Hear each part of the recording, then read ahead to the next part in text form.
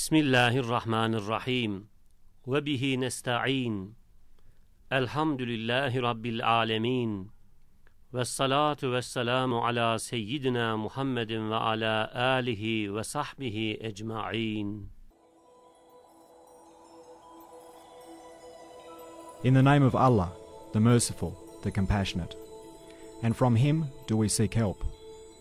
All praise be to Allah, the Sustainer of all the worlds, and blessings and peace be upon our Master Muhammad, and on all his family and companions.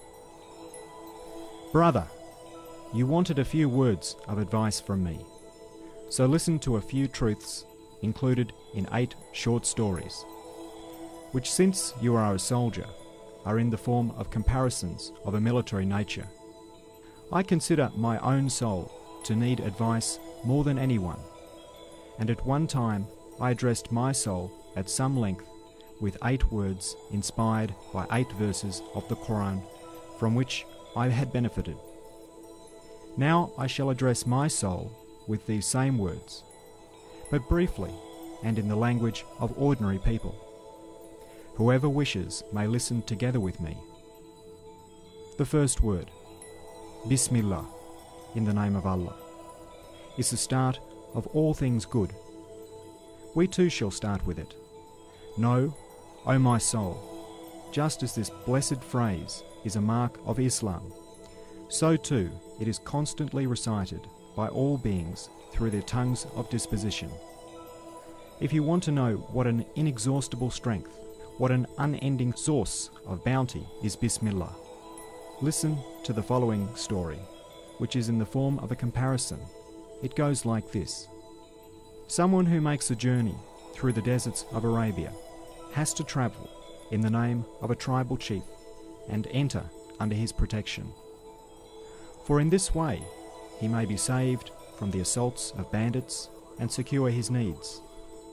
On his own he will perish in the face of innumerable enemies and needs. And so 2 men went on such a journey and entered the desert. One of them was modest and humble, the other proud and conceited. The humble man assumed the name of a tribal chief, while the proud man did not. The first travelled safely wherever he went. If he encountered bandits, he said, "I am travelling in the name of such and such a tribal leader," and they did not molest him. If he came to some tents, he was treated respectfully due to the name.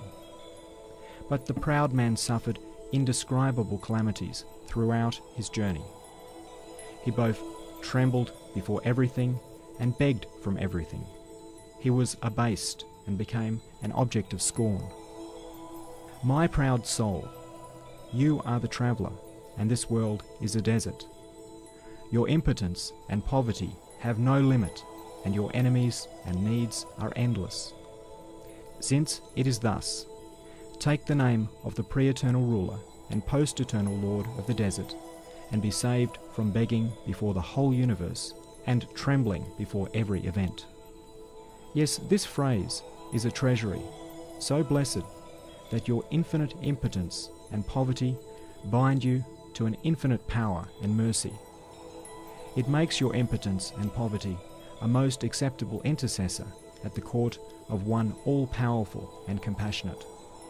The person who acts saying, "In the name of Allah," resembles someone who enrolls in the army. He acts in the name of the government. He has fear of no one. He speaks, performs every matter, and withstands everything in the name of the law and the name of the government. At the beginning we said that all beings say, "In the name of Allah," through the tongue of disposition. Is that so? Indeed, it is so.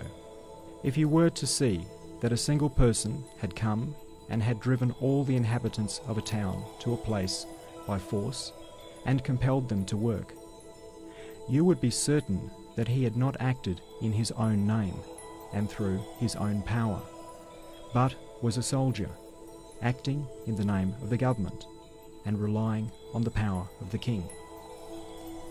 In the same way, all things act in the name of Almighty Allah, For the minute things, like seeds and grains, bear huge trees on their heads. They raise loads like mountains. That means all trees say, in the name of Allah, fill their hands from the treasury of mercy and offer them to us. All gardens say, in the name of Allah, and become cauldrons from the kitchens of divine power, in which are cooked numerous varieties of different foods. All blessed animals, like cows, camels, sheep, and goats say, in the name of Allah, and produce springs of milk from the abundance of mercy, offering us a most delicate and pure food, like the water of life, in the name of the Provider. The roots and rootlets, soft as silk, of plants, trees, and grasses say, in the name of Allah, and pierce and pass through hard rock and earth. Mentioning the name of Allah, the Most Merciful, everything becomes subjected to them. The roots spreading through hard rock and earth, and producing fruits as easily as the branches spread through the air and produce fruits, and the delicate green leaves retaining their moisture for months in the face of extreme heat, deal a slap in the mouths of naturalists, and jab a finger in their blind eyes, saying, even heat and hardness in which you most trust are under command. For like the staff of Moses, each of those silken rootlets conforms to the command of, فَقُلْ نَضْرِبْ بِعَصَاكَ الْحَجَرَ.